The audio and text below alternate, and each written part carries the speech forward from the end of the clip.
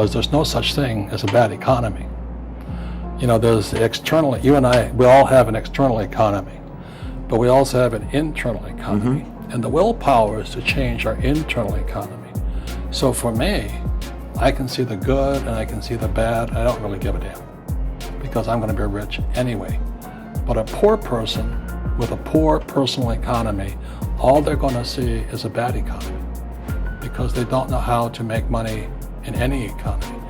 And a middle class person, they have a middle class economy. What they want is a nice house, and a steady paycheck, and the job, and the car. And so when you take their job away, to them, that's disaster. Well, since an entrepreneur doesn't have a job anyway, it's no big deal.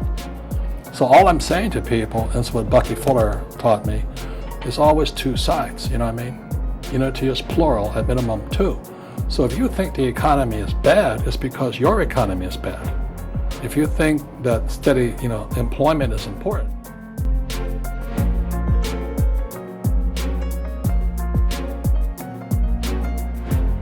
It's called an internal focus versus an external focus. So the real entrepreneur has an internal focus.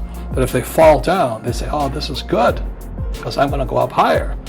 The average person will fall down and say, oh, I'm going to take some Prozac. Or somebody has a mistake, so all the mistakes don't matter. Well, mistakes matter. It means you didn't know something. But a real entrepreneur, whether they fall down, they always can go up. They can stand back up and go higher. That no matter what happens to them, they get stronger and better and smarter and happier. But a person with a weak internal mindset is that they're so afraid of what happens, it generally happens. Like, people who are afraid of losing their jobs, they generally lose their jobs. You know what I mean? Yeah, no doubt. So everything comes through you.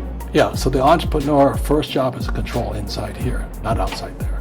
Entrepreneurs, what could you say, if you could say one thing to somebody who's never been an entrepreneur and they're thinking about making the leap of faith into becoming an entrepreneur, what could you tell them? Well, I'll just tell them the same thing that happened to me. My last paycheck, I still remember it clearly. It was one of the worst and the best days of my life. And I was in Puerto Rico. I was working for Xerox, and my boss gave me my last, it wasn't a paycheck, it was a bonus check. I think it was about $30,000, taxable, so I call it that. So I got this check and I went, holy mackerel. You know what I mean? So I was excited, but I was also disturbed. And so this other guy comes up to me, his name was John, and John says to me, he says, you're going to be back. I said, why? He says, because you're going to fail.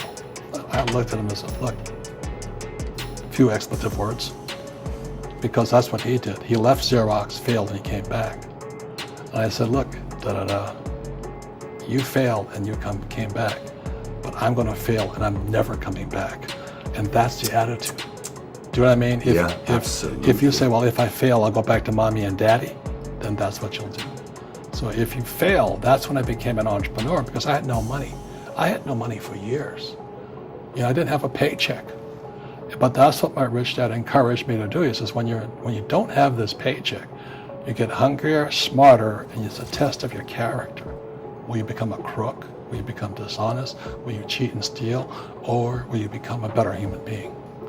So really, that's the benefit of becoming an entrepreneur, is you really find out who you are when you don't have anything.